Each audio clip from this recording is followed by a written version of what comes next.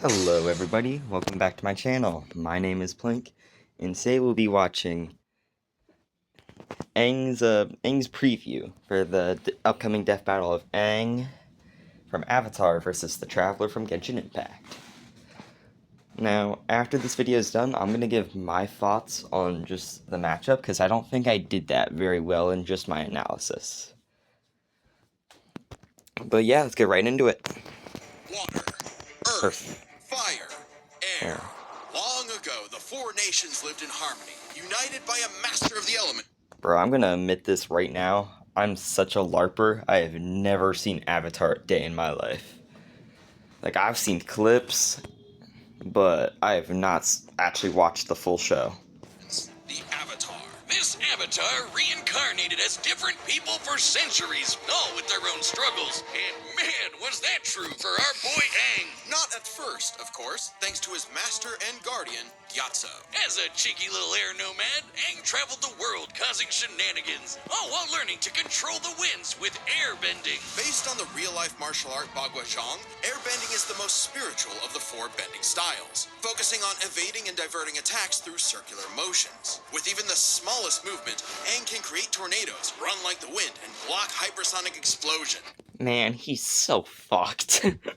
Oh, man. The perfect style for a twinkle-toed goofball like Aang. That's a fun callback, the fact that Toph calls him Twinkle Toes. I know that. I've seen clips, like I've said. But yeah, that's a fun callback. Invented his own technique, the air scooter.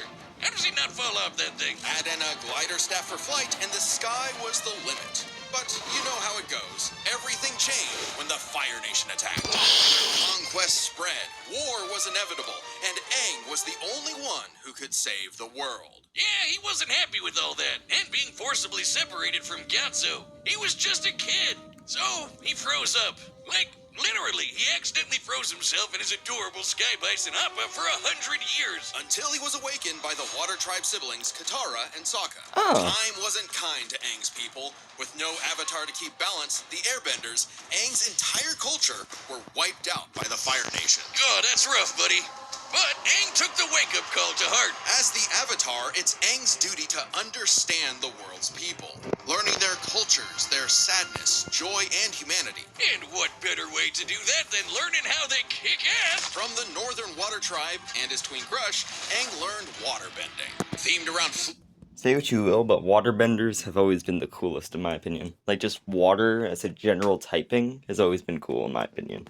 Fluid Tai Chi movements, this style controls liquid in all forms to freeze targets, create water whips, and even cut through steel. Learning earthbending was way tougher, but Aang's friend Toph taught him to stop being a wimpy pushover. Now he can armor himself in stone, move the terrain of entire cities, and fight blind with a sonar-style seismic sense. Earthbending is themed around the steady stances of Hung Quan Kung Fu, waiting for the right moment to strike head-on. There was a lot to learn. But damn, with the poor world Sokka. at stake and this moody hothead on his tail, Aang had fun. Oh, hey.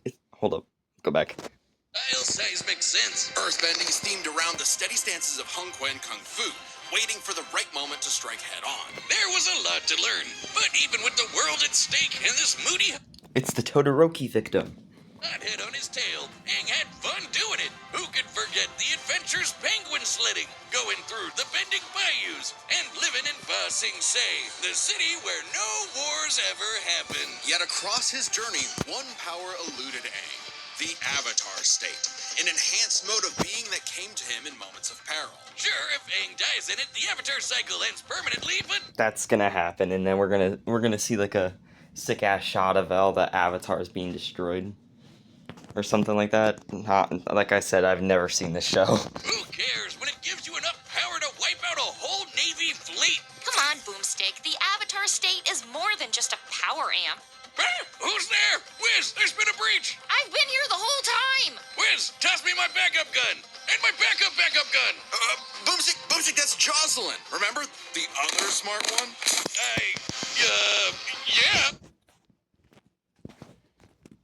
That's why I would... Oh my god, I was right. It is Aether. Let's fucking go. I'm so happy. I'm so happy. Shooting welcome shots with welcome bullets into that hopefully not important computer. Oh, Damn it, if that shuts down, we're gonna have to cover Aang's opponent, the Traveler from Genshin Impact, next week, and I really don't want to wait. An outbreak. Damn it, Boomstick, bro. Get this shit off my screen. Okay, so that was a fun preview.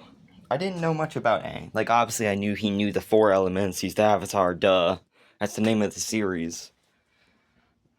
But yeah, that's really fun. And I'm actually glad they're using Jocelyn again, because for those of you who don't know, or who've only joined Deathbattle, like, watching Death Battles recently, there's like 4 main hosts. There's Wiz and Boomstick, which, you know, are the main host.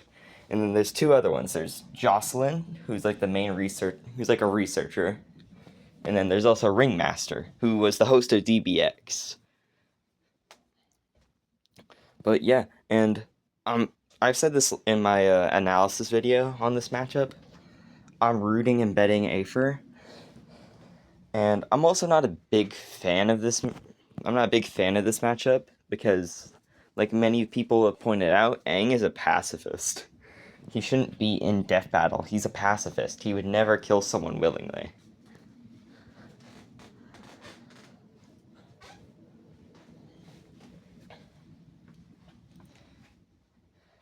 And yeah, that's pretty much it. Like, I'm not a big fan of this matchup for the reasons I've already stated. And also, it's just a stomp. So if they mischaracterize Aang or Aether, this episode's gonna be hated on. If they mischaracterize Aang, especially, this episode's gonna be the worst of the season if they mischaracterize Aang. But yeah, that's pretty much it. I'll be back maybe tomorrow. Should be tomorrow. And also, I forgot to say, I'm sorry for not posting this the day it came out. I'm posting this on Monday.